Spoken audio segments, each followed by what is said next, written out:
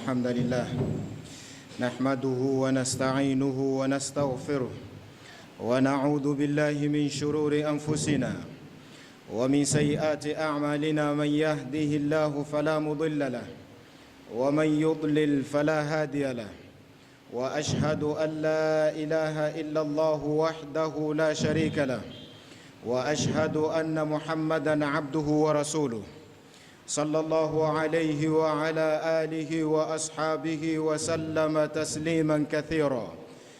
أما بعد، اتقوا الله عباد الله حق التقوى وراقبوه في السر والنجوى.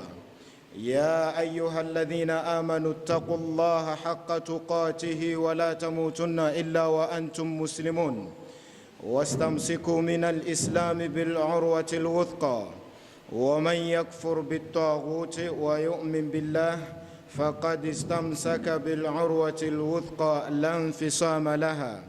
فتقوى الله منار الهدى، والإعراض عنه سبيل الشقاء. ومن يتق الله يجعل له مخرجا ويرزقه من حيث لا يحتسب. فتقوى الله وصية الله للأولين والآخرين. ولقد وصينا الذين أوتوا الكتاب من قبلكم وإياكم أن اتقوا الله. فتقوى الله هو خير الزاد، وتزودوا فإن خير الزاد التقوى. قال عليه الصلاة والسلام: اتق الله حيثما كنت، وأتبع السيئة الحسنة تمحها، وخالق الناس بخلق حسن.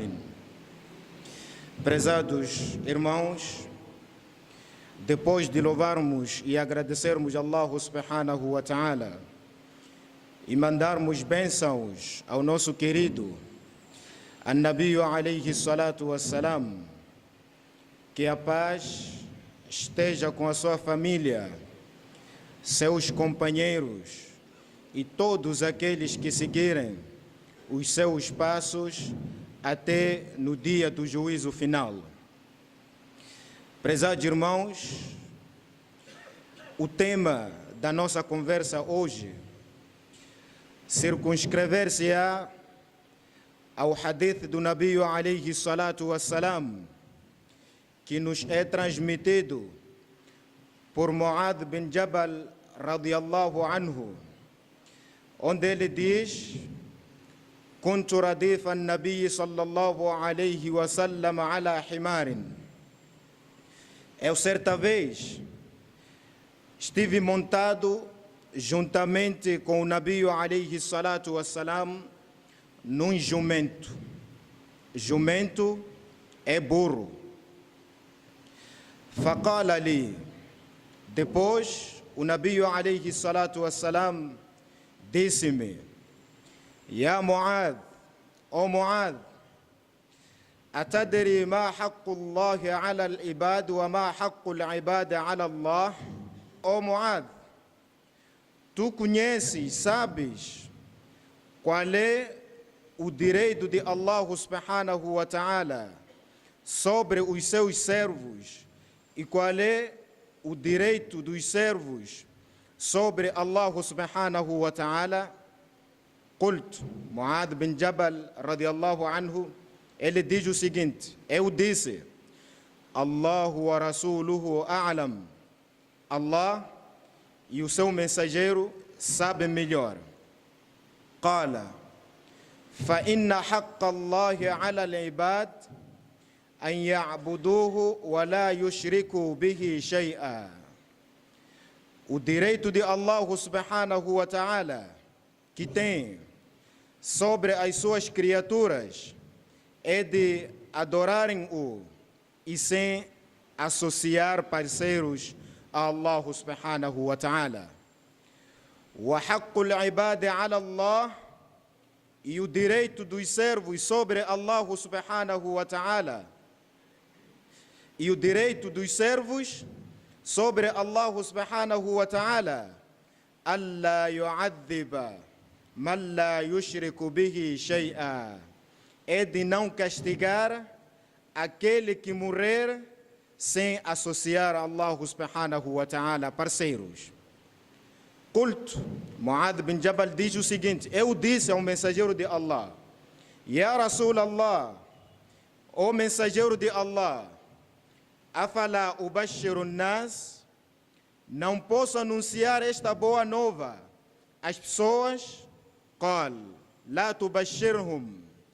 An-Nabi alayhi salatu wassalam disse para Muad: não faça chegar esta boa nova às pessoas, não anuncie para eles esta boa nova, fayattakilu, para não ficarem relaxados. Este é o hadith que fará parte da nossa conversa no dia de hoje.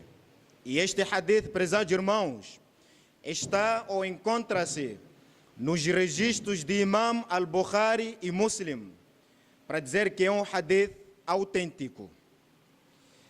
Antes de entrarmos em detalhes sobre este hadith, gostaríamos de falar um pouco do narrador, da pessoa que nos narra, nos reporta este hadith, que é Muad bin Jabal. Resumidamente, quem foi ou quem é Muad bin Jabal, radiallahu anhu? Muad bin Jabal é um dos eminentes sahabas, um dos companheiros do Nabi alayhi salatu wassalam, participou em várias batalhas. E o Nabi alayhi salatu wassalam chegou ao ponto de dizer-nos de que a pessoa que conhece melhor o halal e o haram neste ummah é Muad bin Jabal. Não que outros não conheçam o halal e o haram. Significa que Muad bin Jabal tem um ascendente no que diz respeito ao conhecimento do halal e o haram em relação ou comparativamente a outros sahabas. Muad bin Jabal, este homem, radiallahu anhu, pertencente à tribo de Khazraj, al-Khazraji, uma das nobres tribos da Madina. Al-Ansari pertencia também à classe dos Ansaris, a tribo dos Ansaris. Nós sabemos que em Madina existiam duas tribos famosas, Al-Aus e Al-Khazraj. E Muad bin Jabal radiallahu anhu pertencia a esta tribo Al-Khazraj. Por esta razão, vamos encontrar de que ele é Al-Khazraji, pertencente à tribo de Khazraj. Muad bin Jabal radiallahu anhu é o homem que o Nabi alayhi salatu wassalam nomeou depois da conquista de Meca no 8º ano de Hijra como governador de Meca, o juiz de Meca, o professor de Meca. O Nabi alayhi salatu wassalam confiou Muad bin Jabal radiallahu anhu em tarefas nobres da justiça, em tarefas de distribuição dos bens. O Nabi alayhi salatu wassalam confiou Muad bin Jabal. O Nabi alayhi salatu wassalam enviou Muad bin Jabal para Iêmen durante 2 anos como governador de Iêmen, como juiz de Iêmen, como professor de Iêmen. Este é Muad bin Jabal. No 9º ano, no 10º ano, ele era governador de Iêmen, nomeado pelo Nabi alayhi salatu wassalam. Quando ele volta de Iêmen, regressa de Iêmen, Muad bin Jabal radiallahu anhu encontra o Nabi alayhi salatu wassalam enquanto estava morto. Já havia morrido. Daí, quando entra o mandato de Umar bin al-Khattab radiallahu anhu, nomeia Muad bin Jabal para governador da Síria, no Sham. E foi de lá que ele perdeu a vida, numa epidemia bastante conhecida que assolou a Síria. E Muad bin Jabal não resistiu e morreu. Este é o companheiro do Nabi alayhi salatu wassalam, que nos reporta, que nos transmite este nobre hadith. E este hadith, prezados irmãos, é um hadith de muito conhecimento. Os alimos, prezados irmãos, denominam este hadith como o hadith dos direitos. Hadith al-Huquq, o hadith dos direitos, é este hadith. É aqui onde Allah subhanahu wa ta'ala estabelece os seus direitos e estabelece os direitos das criaturas. Quando disse o Nabi alayhi salatu wassalam, Ya Mu'adh, ó Mu'adh, atadri ma haqqullahi ala al-ibad? Tu conheces qual é o direito de Allah subhanahu wa ta'ala sobre os seus servos? Aqui também os álamos nos dizem que o Islã, prezados irmãos, é a primeira religião. O Islã já fala dos direitos muito antes da Carta das Nações Unidas sobre os Direitos Humanos. O Islã já fala dos direitos. O Islã fala dos direitos de Allah. O Islã fala dos direitos das criaturas muito antes da Carta da Declaração dos Direitos Humanos das Nações Unidas. O Islã já falava dos direitos. Neste hadith, An-Nabi alayhi salatu wassalam esclarece-nos quais são os nossos direitos sobre Allah e quais são os direitos de Allah sobre nós. Prezados irmãos, se nós formos a vasculhar nas leis humanas, nas leis das pessoas, que as pessoas criam, que as pessoas colocam, iremos encontrar lá alguns direitos. Não digo todos, iremos encontrar lá alguns direitos, mas um direito que não vamos encontrar em nenhuma lei humana, só vamos encontrar neste direito. Qual é esse direito? É o direito de Allah subhanahu wa ta'ala. Nenhum político vai falar dos direitos de Allah subhanahu wa ta'ala. Eles não conhecem Allah subhanahu wa ta'ala. Se conhecem Allah, só falam de Allah para moralizar a sociedade, para tranquilizar e moralizar a sociedade. Mas eles não reconhecem a existência de Allah subhanahu wa ta'ala. Por esta razão, podemos vasculhar em qualquer organização que fala dos direitos humanos, um direito não vamos encontrar, é o direito de Allah. Única religião que fala dos direitos de Allah, única carta que fala dos direitos de Allah, é este hadith. É este hadith. Por isso, prezados irmãos, e este hadith trouxe direitos e deveres. Porque onde há direitos, pressupõe que hajam deveres. Por isso, aqui há um equilíbrio, direitos e deveres.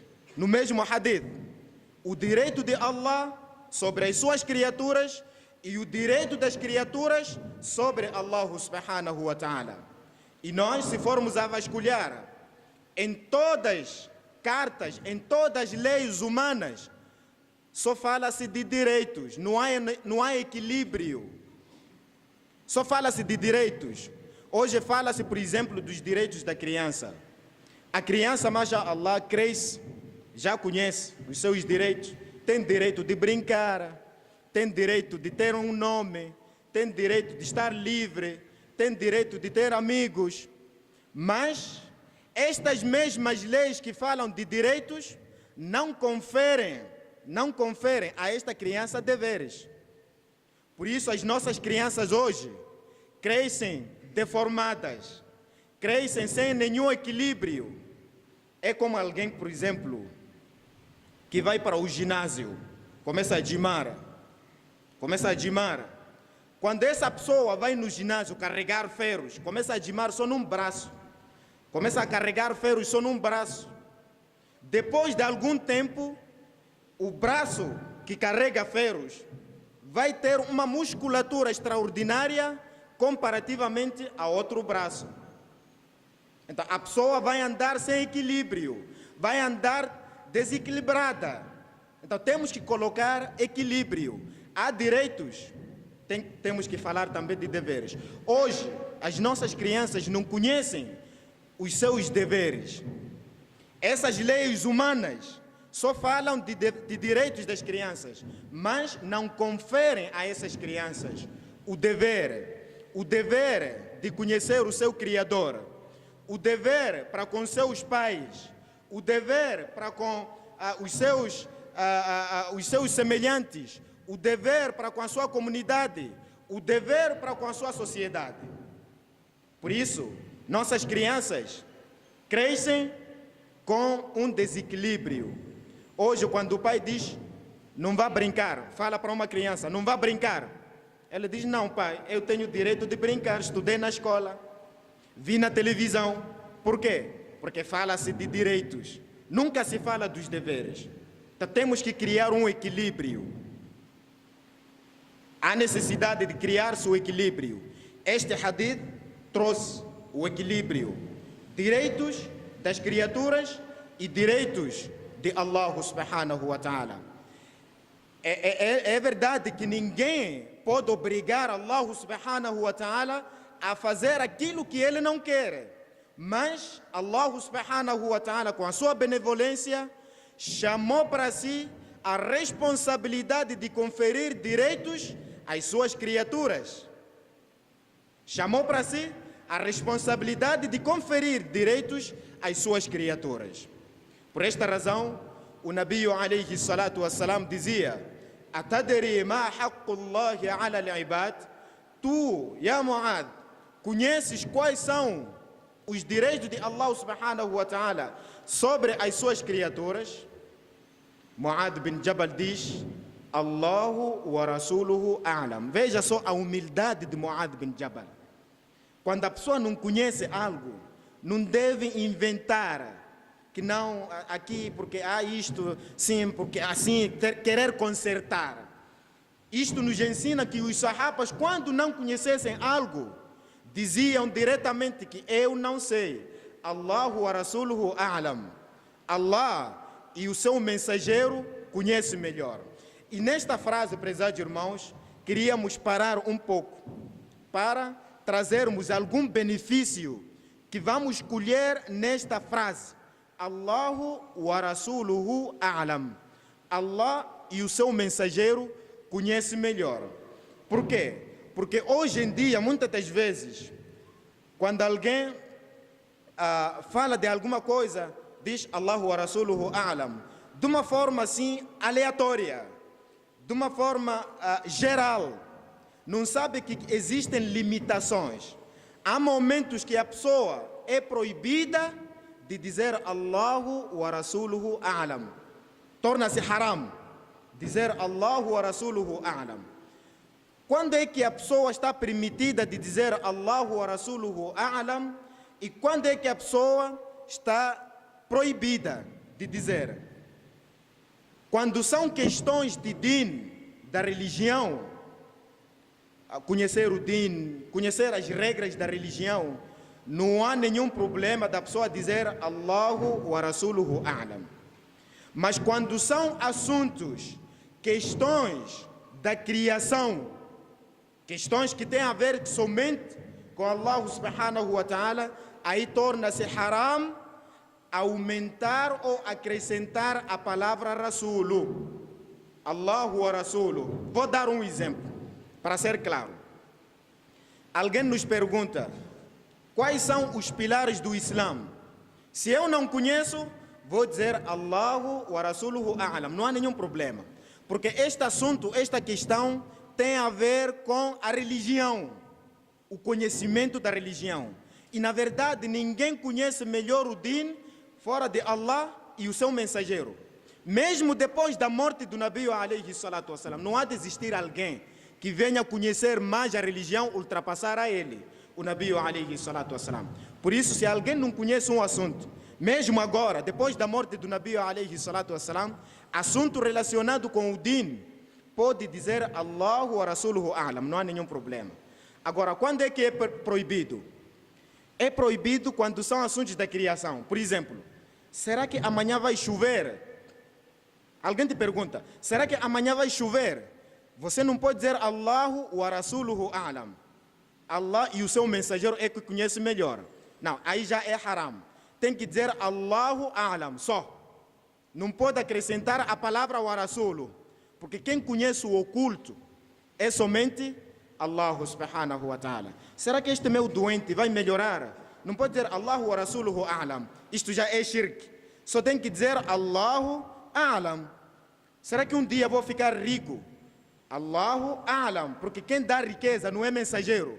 É somente Allah subhanahu wa ta'ala. Então, assuntos de riqueza, de pobreza, de morte, saúde, vida, coisas do oculto, somente Allah subhanahu wa ta'ala é quem conhece. Então, aqui é proibido dizer Allahu wa rasuluhu a'lam. Só assuntos de din, assuntos da religião, aí não há nenhum problema. Então, seguindo ao nosso hadith, dando continuidade ao nosso hadith, o Mu'adh bin Jabal radiallahu anhu diz Allahu wa rasuluhu a'lam. Allah e o seu mensageiro é quem conhece melhor, porque é assunto do din. O Nabi alayhi salatu wassalam diz o seguinte: فَإِنَّ حَقَّ اللَّهِ عَلَى الْعِبَادِ. O direito de Allah sobre as suas criaturas, أَنْ يَعْبُدُوهُ وَلَا يُشْرِكُوا بِهِ شَيْئًا, é de adorarem Allah e não associar. Adorar Allah, e não basta só adorar Allah. Não basta a pessoa dizer que eu adoro Allah. Deve adorar e não associar Allah subhanahu wa ta'ala com parceiros. Não associar a Allah parceiros. Independentemente da posição desse parceiro. Seja anjo, seja profeta, seja o alio, seja quem, seja santo. Ninguém tem autonomia a atribuir parceiros a Allah subhanahu wa ta'ala. Isto é shirk. Então a ibada, adorarmos somente Allah subhanahu wa ta'ala e não associarmos com nada. E não associarmos Allah subhanahu wa ta'ala com nada. Então, adorar Allah o que é? Será que adorar Allah subhanahu wa ta'ala é somente ir para a mesquita sexta-feira e voltar para casa e acabou? Adorar Allah não é só isso. Isto é uma parte da adoração. Mas adorar Allah subhanahu wa ta'ala é colocar Allah subhanahu wa ta'ala no centro da sua vida. Não fazer nada sem consultar o Coran, sem consultar o Hadith. Colocar Allah no centro da sua vida, em todos os momentos, em todas as circunstâncias, colocar Allah em primeiro lugar. Devemos colocar Allah subhanahu wa ta'ala à nossa frente. Nós fazermos ou deixarmos algo por Allah. Isto é que é adorar Allah subhanahu wa ta'ala. Não é somente ir para o masjid, fazer 5 salat e a pessoa fica relaxada, diz que eu já adorei Allah subhanahu wa ta'ala. Pode fazer, pode desfazer, já adorou Allah subhanahu wa ta'ala. Não basta só adorar ou fazer salat, jejuar ou dar zakat. Adorar Allah é colocar Allah em nossas vidas. Allah yushriku bihi shay'a, e não associarmos Allah subhanahu wa ta'ala com nada. Aquilo que nós chamamos de shirk. Shirk é uma ação que Allah não perdoa. É um pecado que Allah não perdoa. Inna Allah la yaghfiru an yushraka bih wa yaghfiru ma duna dhalika liman yasha. Allah subhanahu wa ta'ala não perdoa o shirk, mas perdoa outros pecados se Ele quiser. Perdoa outros pecados se Ele quiser. E isto é um ibtilá hoje em dia, prezados irmãos.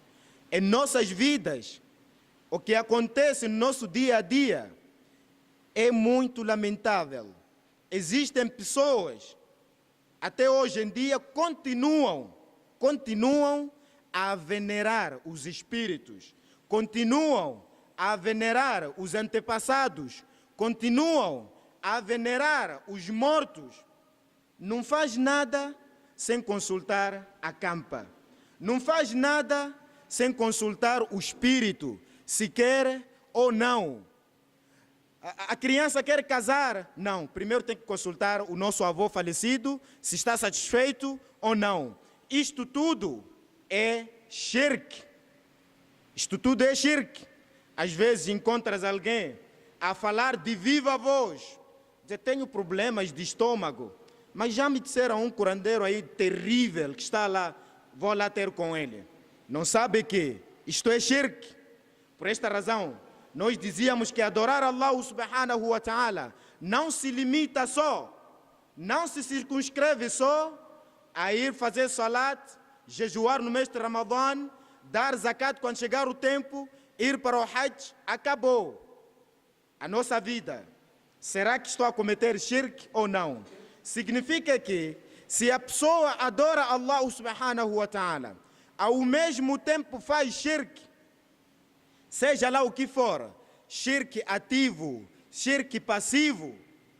Hoje há pessoas que vivem de shirk passivo. Ele diz, não, eu não fiz shirk. An-Nabi alayhi salatu wassalam disse, a pessoa que sair, ir consultar, man ata kahinan aw arrafan fasaddaqahu bima yaqul faqad kafara bima unzila ala Muhammad. Hoje nas nossas casas há lá almofadas penduradas. Existem pessoas que até não conseguem virar o pescoço, está cheio de cordas no pescoço, porque é o curandeiro que disse para colocar cordas nos pescoços e ele fica encostado naquela corda. Há pessoas que estão cheias de almofadas, aquilo que nós chamamos de hirizi, nos bolsos, está à procura de baraká. Se for mulher, está à procura de bênção no seu lar. Quer privar o seu marido para não olhar a outras mulheres. Vai para aquele curandeiro, fala com aquele curandeiro, quero para o meu marido, aquilo que se diz colocar na garrafa. Já lhe pus na garrafa. O meu marido não deve olhar outra pessoa, somente a mim. Deve obedecer a mim. Isto tudo é shirk. No carro, tudo pendurado. Nas lojas, tudo pendurado. Isto tudo é shirk. An-Nabi alayhi salatu wassalam disse, man ata kahinan aw arrafan fasaddaqahu bima yaqul faqad kafara bima unzila ala Muhammad. Quem for consultar um curandeiro, quem for consultar um adivinho, automaticamente esta pessoa já descreu naquilo que foi revelado ao Muhammad alayhi salatu wassalam. Esta é a nossa situação. Esta é a nossa situação hoje em dia. Para nós, basta satisfazermos o nosso estômago. Acabou. Agora, para chegarmos lá, não procuramos saber, não queremos saber se estamos a atropelar o din ou não, não queremos saber. O importante é ter emprego. Já estou cansado no desemprego. Não sabemos que isto tudo são testes da parte de Allah subhanahu wa ta'ala. Quem dá emprego é Allah. Não é o curandeiro, não é o fulano, não é o hirizi.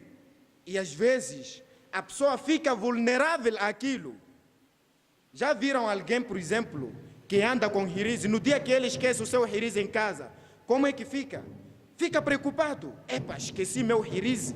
Epa, fica totalmente preocupado, porque ele já se esqueceu de Allah. Ele pensa que a proteção está naquele hirizi. A proteção está naquela escrita, sem saber que ele está a cometer kufr. Os jinnis enganam-nos. Os jinnis brincam conosco, com nossa fé, com nosso imã, e aumentam cada vez mais a descrença nas criaturas. Fazaduhum rahaqa. Por esta razão, este é o direito de Allah subhanahu wa ta'ala. Adorar Allah e não associar a Allah subhanahu wa ta'ala com nada. Adorar somente Allah subhanahu wa ta'ala. Então, o Nabi alayhi salatu wassalam dizia a Muad, e vejam só a humildade do Nabi alayhi salatu wassalam. Muad bin Jabal diz, كنت رديف النبي صلى الله عليه وسلم على حمار. Eu estava montado juntamente com o Nabi alayhi salatu. Já imaginou um profeta, a melhor criatura, o melhor profeta, está montado num burro, num jumento? Isto era tawadu. Enquanto havia possibilidades de ele andar de camelo, cavalo, e o cavalo mais caro naquele tempo, que eram cavalos vermelhos, que nem um chefe da nação hoje em dia. Um chefe da nação hoje em dia, às vezes quando tu veja ele, um presidente, um governador, a andar de uma Vitz, você admira Vitz para um presidente?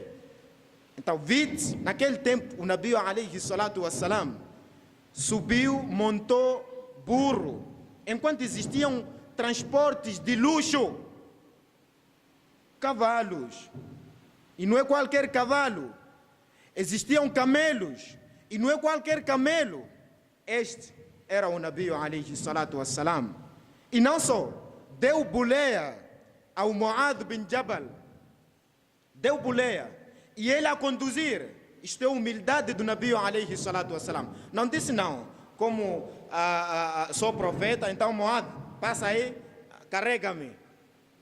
Ele estava a conduzir o burro, estava montado no burro. Significa que o Nabi alayhi salatu, este hadith ensina-nos muita coisa. O tempo pode ser escasso para trazermos todos os ensinamentos deste hadith. Significa que o Nabi alayhi salatu wassalam vivia como outros viviam, comia como outros comiam, dormia como outros dormiam, falava a linguagem que outros falavam. Hoje não acontece isso. Hoje, infelizmente, não acontece. Alguém terminou licenciatura, mashallah, na cidade, volta para o campo, naquele papá, naquele avô lá, começa a usar aquele dicionário difícil, porque já terminou com a licenciatura. O Nabi não era assim. Falava a linguagem dos seus sahabas. O Nabi não é você chega no campo, começa a falar aquela linguagem do dicionário, que o nosso avô não percebe, não entende. Avô, proporciona-me lá aí uma H2O. O velho fica admirado. O que é isso, H2O? O que custa dizer, papá, quero água? Proporciona-me lá H2O, para mostrar que já terminou a licenciatura. O Nabi alayhi salatu wassalam não era assim. Subia o transporte que eles subiam. Sendo profeta, sendo Nabi, vocês sabem disso. Vocês sabem. Então nós temos que seguir o exemplo do Nabi alayhi salatu wassalam. Temos que seguir o exemplo do Nabi alayhi salatu wassalam. Há outros que até quando saem de lá fora, nós já ouvimos isso. Quando saem de lá fora, vêm na cidade, mashallah, aprendeu, concluiu, volta, anda com intérprete. Tem que traduzir o que eu falo. Tem que traduzir. Já caracata não come, já macaca com coco não come. Aquela nossa tradição, porque já tem um grau elevado. Por esta razão, irmãos, o Nabi alayhi salatu wassalam, kana yuhibbul fuqara, ele gostava dos necessitados, dos pobres, wal masakin, wa yajlisu ma'hum, wa yushayyu janazatahum. O Nabi, este é o Nabi alayhi salatu wassalam, montado num burro, num jumento, a melhor criatura, com todas as possibilidades de fazer algo. Por isso, e hoje, muitas das vezes, o Nabi deu boleia ao Muad. Se fosse um de nós com uma Mercedes por aí, alguém pede boleia por vermos que não dá para subir no meu carro. Preferimos dar dinheiro de táxi ou apanhar táxi do que dar boleia. Não pode subir no nosso carro. Está aqui, apanha lá táxi. O que custa você pôr ele no seu carro? Dá boleia. Onde é que fomos buscar? E confundimos isso com desenvolvimento. Confundimos isto com evolução. Isto é atraso. O mais evoluído foi o Nabi alayhi salatu wassalam. Este é o hadith dos direitos. O Nabi alayhi salatu wassalam ensinou-nos de que Allah subhanahu wa ta'ala tem direitos e nós, como criaturas, também temos direitos. Tem que existir esse equilíbrio. Não só falarmos dos direitos, também temos que falar dos nossos deveres.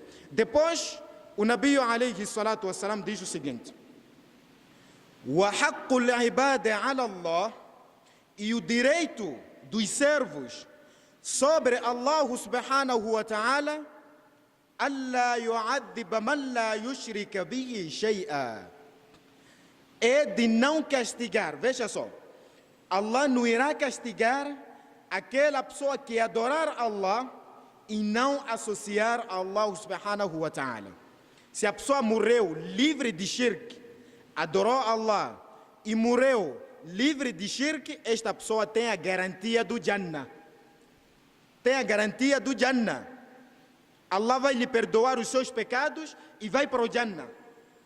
Depois, Mu'adh bin Jabal radiallahu anhu diz: Ya Rasulallah, ele ficou comovido, ficou animado com este hadith, com esta boa nova do Nabi alayhi salatu wassalam. Ele diz: Ya Rasulallah, ó mensageiro de Allah, afala ubashiru nas, mas não posso dar boas novas às pessoas, já que este hadith é bom. Será que posso transmitir a outras pessoas para eles também conhecerem esta boa nova? O Nabi alayhi salatu wassalam diz: La tubashirhum, não faça isso, fayattakilu, para eles não ficarem relaxados.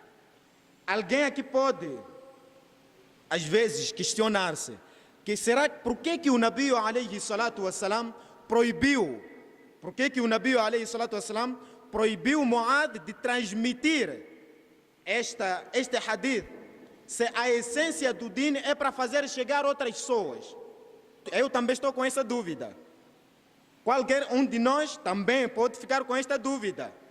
O din é para ser transmitido. Esta é a essência. Allah enviou o Nabi alayhi salatu wassalam para fazer chegar Bashiran wa Nadiran, alvissareiro e admoestador. A explicação é muito simples e clara. O Nabi alayhi salatu wassalam não estava a proibir de Mu'adh transmitir o hadith, de transmitir essas boas novas. Estava a proibir ao Mu'adh bin Jabal radiallahu anhu de fazer chegar as pessoas sem a sua devida explicação.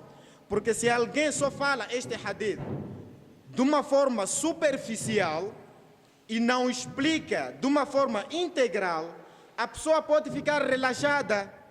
Por isso, e este era o receio do Nabi alayhi salatu wassalam, quando disse: La tubashir, não faça chegar a eles agora. Fayattakilu. O que é al-ittikal? Ittikal é encostar uma coisa. E tu, quando ficas encostado numa coisa, ficas relaxado. E se este hadith é transmitido sem a sua devida explicação, a pessoa fica relaxada, na verdade. Afinal, basta eu não fazer shirk, então estou no Jannah. Este era o receio do Nabi alayhi salatu wassalam. Mas Mu'adh bin Jabal não percebeu assim. Não percebeu de que o Nabi estava a proibir a ele de transmitir. Por esta razão, o hadith chegou até nós. Se o Mu'adh bin Jabal tivesse percebido que o Nabi alayhi salatu wassalam estava a proibir de ele transmitir o hadith, não teria transmitido para nós. Este hadith não teria chegado para nós. Mas a explicação é essa, de que não se deve fazer chegar este hadith sem aprofundar, sem explicar. O Nabi disse: an ya'buduhu ibada wala yushriku bihi shay'a. Significa, não basta só você não fazer shirk. Tem que adorar e não fazer shirk. Tem que reunir as duas condições. E o que é adoração? adoração, vamos no hadith, vamos no din, vamos conhecer que tudo aquilo que Allah subhanahu wa ta'ala gosta e aprecia é ibada, seja verbal, seja algo interior ou exterior, algo na prática, na fala, tudo isto, aquilo que agrada a Allah subhanahu wa ta'ala é bem-vindo, é ibada, exatamente. Por esta razão, este hadith é um hadith dos direitos. É o hadith dos direitos, temos que implementar estes direitos e para sabermos exigir os nossos deveres. A conversa continua depois de uma breve pausa. أقول ما سمعتم أستغفر الله لي ولكم فاستغفروه إنه هو الغفور الرحيم. الحمد لله على إحسانه والشكر له على توفيقه وامتنانه. أشهد أن لا إله إلا الله وحده لا شريك له تعظيما لشأنه وأشهد أن محمدا عبده ورسوله صلى الله عليه وعلى آله وأصحابه وسلم تسليما مزيدا. Dando continuidade à nossa conversa de hoje, gostaríamos de lembrar aos irmãos de que nós estamos no mês de Sha'ban e isto, para quem conhece, é um bom sinal. Significa que estamos a passos largos para o mês de Ramadã. O Sha'ban é um mês meritório, é um mês que tem também benefícios no din. Dizer que o Nabi alayhi salatu wassalam, quando chegasse no mês de Sha'ban, ele preparava-se para receber o mês de Ramadã. Para receber o mês de Ramadã, daí que quando se diz preparar-se para receber o mês de Ramadã, a preparação não é aquela preparação física ou preparação, por exemplo, material, preparação moral, preparação psicológica. Esta é que é a preparação que o Nabi alayhi salatu wassalam fazia para receber este mês de Sha'ban. Pedirmos a Allah subhanahu wa ta'ala para que nos dê vida para chegarmos o mês de Ramadã.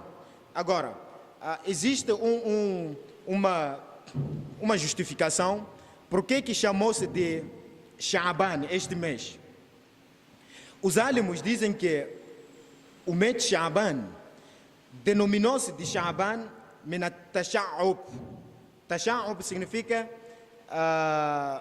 aglomerar-se, juntar-se, significa agregação, ou aglomeração, exatamente. Juntar-se e agrupar-se num lugar. Naquele tempo,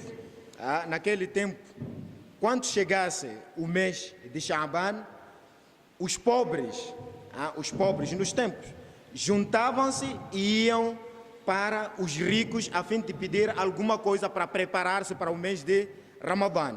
Então chamou-se de Sha'ban min at-tasha'ub. Alguns álamos dizem que Sha'ban vem de tafarruq e não junção, vem de dispersão. A pessoa dispersar-se, a pessoa separar-se do outro. Significa que quando chegasse no mês de Sha'ban, naquele tempo de Jahiliya, as pessoas separavam-se, espalhavam-se a fim de ir procurar rizq para vir alimentar-se durante o mês de Ramadã. Então, este é o 8º mês do calendário islâmico. Existem vários hadiths que falam dos méritos deste mês, que é o mês de Sha'ban. E uma das ações que o Nabi alayhi salatu wassalam costumava observar durante o mês de Sha'ban é o jejum. Até que Ummul Mu'minin Aisha radiallahu anha, ela perguntou ao Nabi alayhi salatu wassalam por que tanto jejuava no mês de Sha'ban, e o Nabi alayhi salatu wassalam disse: é um mês em que as pessoas ficam muito distraídas. As pessoas distraem-se muito no mês de Sha'ban. esquecem este mês, a atenção está virada para onde? Ramadã. Então, o Nabi alayhi salatu wassalam intensificava o ibadah também no mês de Sha'ban, para preparar-se para o Ramadã. E Aisha radiallahu anha diz, eu nunca vi o Nabi alayhi salatu wassalam a jejuar muito no mês, para além do Ramadã, a jejuar muito no mês do que o jejum que ele observava no mês de Sha'ban. Significa que é sunnah jejuar neste mês de Sha'ban. Até em outras versões vem Kana yasumu Sha'bana illa qalila. Noutras riwayas vem Kana yasumu Sha'bana kulla. Ele quase jejuava todo o mês de Sha'ban. Em algumas versões vem que jejuava uma parte de Sha'ban, mas significa que uma boa parte do mês de Sha'ban o Nabi alayhi salatu wassalam passava de jejum. Nós, como seguidores do Nabi Muhammad sallallahu alayhi wasallam, temos que também seguir este sunnah na prática. E uma das justificações que o Nabi alayhi salatu wassalam deu, depois de ele ser questionado por que jejuava mais no mês de Sha'ban, o Nabi alayhi salatu wassalam disse: "Fihi turfa'u a'malu ila Allah." É o mês que Allah, as ações dos humanos, as ações anuais, as ações que os seres humanos praticaram durante o ano, são levadas para Allah subhanahu wa ta'ala no mês de Sha'ban. Wa ana uhibbu an turfa amali wa ana sa'im. E eu gosto que as minhas ações sejam levadas para Allah subhanahu wa ta'ala enquanto estou de jejum. Então, uma das ações é este jejum, e os salafus salih, os nossos predecessores virtuosos, observavam muito jejum, observavam muito ibadah neste mês, e faziam muita caridade neste mês, ajudavam muito os pobres neste mês, para eles também se prepararem para receberem condignamente este mês nobre, que é o mês de Ramadã. Por esta razão, temos que também observar muito ibadah, aumentarmos, acrescentarmos mais tahajjud, recitação do Sagrado Al-Qur'an. E isto também, muitas das vezes, é para tirar o mau pensamento nas pessoas. Porque quando chega o mês de Ramadã, nós vemos muita gente, mashallah, a ler Qur'an, a fazer não sei o que, sadaqa. Para as pessoas não pensarem que nós estamos a adorar Ramadã, temos que começar muito antes do Ramadã. Dar sadaqa, ler Qur'an, fazer isso. Porque só quando começamos no mês de Ramadã, dá para duvidar que está a ler Qur'an por causa de Ramadã, está a fazer isto por causa de Ramadã. Então, é melhor começarmos agora a nos prepararmos, a lermos Qur'an, a dar sadaqa, a fazer tahajjud, e quando o mês de Ramadã vem, as pessoas já sabem que ele vinha fazendo, não está a fazer isso por causa de Ramadã. Por isso, esta também é uma vantagem muito boa, porque que a pessoa tem que começar desde já de fazer o quê? Fazer o ibadah. اعلموا أن الله أمركم بأمر بدأ به بنفسه وثنى بملائكة قدسه وثلث بكم أيها المؤمنون قائلا إن الله ملائكته يصلون على النبي يا أيها الذين آمنوا صلوا عليه وسلموا تسليما اللهم صل على محمد وعلى آل محمد كما صليت على إبراهيم وعلى آل إبراهيم إنك حميد مجيد وبارك على محمد وعلى آل محمد كما باركت على إبراهيم وعلى آل إبراهيم إنك حميد مجيد وارض اللهم عن الأربعة الخلفاء الأئمة الحنفاء أبي بكر وعمر وعثمان وعلي وعن سائر الصحابة أجمعين اللهم أعز الإسلام والمسلمين اللهم أعز الإسلام والمسلمين وأذل الشرك والمشركين اللهم انصر دينك وكتابك وسنة نبيك محمد صلى الله عليه وسلم اللهم اصلح علماءنا وأمراءنا اللهم اصلح علماءنا وأمراءنا ربنا آتنا في الدنيا حسنة وفي الآخرة حسنة وقنا عذاب النار ربنا آتنا في الدنيا حسنة وفي الآخرة حسنة وقنا عذاب النار اللهم لا تدع لنا ذنبا إلا غفرته، ولا دينا إلا قضيته، ولا مريضا إلا شفيته، ولا هما إلا فرجته، ولا مظلوما إلا نصرته، ولا مسافرا إلا حفظته، ولا رزقا إلا وسعته، ولا حاجة من حوائج الدنيا لك رضا ولنا صلاح إلا يسرتها أرحم الراحمين. اللهم اغفر للمسلمين والمسلمات والمؤمنين والمؤمنات الأحياء منهم والأموات، إنك سميع مجيب الدعوات يا رب العالمين. عباد الله، إن الله يأمر بالعدل والإحسان وإيتاء ذي القربى وينهى عن الفحشاء والمنكر والبغي، يعظكم لعلكم تذكرون. اذكروا الله يذكركم واشكروه على نعمه يزدكم.